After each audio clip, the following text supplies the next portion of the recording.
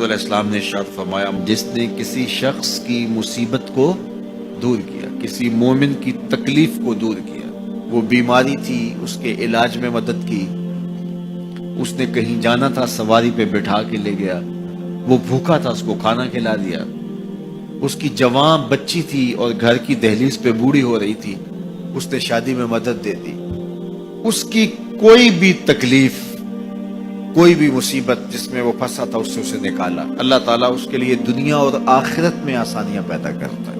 اگر آپ یہ چاہیں کہ میری زندگی سہل گزرے تو لوگوں کی زندگیوں کو سوکھا کر دو۔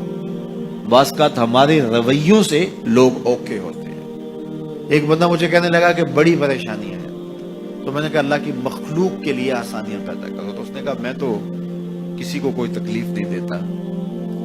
میں نے کہا کہ آپ کے گھر کے سامنے گلی کتنی چوڑی ہے؟ تو وہ کہنے لگا 12 فٹ کی گلی ہے۔ تو میں نے کہا کہ آپ نے جو تھڑا بنایا ہے وہ کتنا آپ نے بنایا؟ کہتا 3 سیڑھیاں۔ تو میں نے کہا کہ یہ اللہ کی مخلوق کو تکلیف نہیں ہے؟ 12 فٹ کی گلی ہے، لوگوں کی بیچاروں کی کبھی گاڑیاں بھی گزرتی ہیں، جنازے بھی گزرتے ہیں، اور تم نے 3 سیڑھیاں اس گلی کے اندر رکھی ہوئی ہیں اور تم سمجھتے ہو کہ میں کسی کو تکلیف نہیں دے رہا، تم لمحہ لمحہ اللہ کی مخلوق کو تکلیف دیتے ہو۔ میں گزرا ایک گلی سے تو اچانک لائٹ چلی گئی تو میرا گھٹنا زور سے ٹکرایا تو زخمی ہوا۔ کتنے دن زخمی نہیں، پرانی بات ہے۔ تو وہ کسی نے اپنے گھر کے سامنے 3 فٹ اونچا گٹر بنایا ہوا تھا، 8-10 فٹ گلی ہے اور 2 فٹ کا گٹر اونچا بنایا ہے، اور گلی سے ہم جا رہے ہیں تو گھٹنا لگا اور زخمی ہوا۔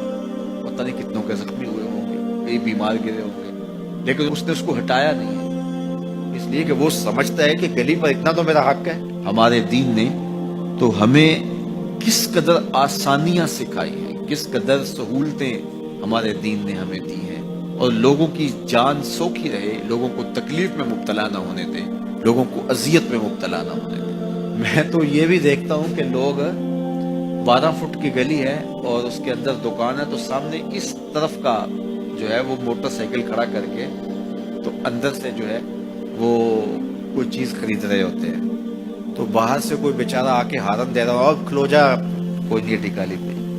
یعنی یہ بدتمیزی کی انتہا ہے، اور یہ ہمارے معاشرے کا المیہ ہے، لوگوں کے لیے اذیتیں پیدا کرنا، لوگوں کے لیے تکلیف پیدا کرنا، جبکہ ہمارے دین کی تعلیمات یہ ہیں کہ دوسروں کے لیے آسانیاں پیدا کرو، دوسروں کے لیے جو ہے وہ خیر پیدا کرو تو تمہارے لیے خیر پیدا ہو۔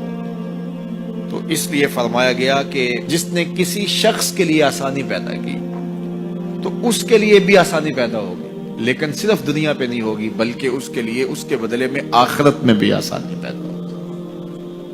تو یہ اگر ہم مزاجی زندگی بنا لیں تو وقت نہیں لگتا کوئی اس پہ، تو اللہ تعالیٰ جل شانہ آسانیاں پیدا کر دیتا ہے۔ ویسے بھی آپ کسی کی دل جوئی کریں، کسی شخص کی مدد کریں، کسی کے لیے آسانی پیدا کریں، محض اللہ کی رضا کے لیے، آپ کے اندر جو تمانیت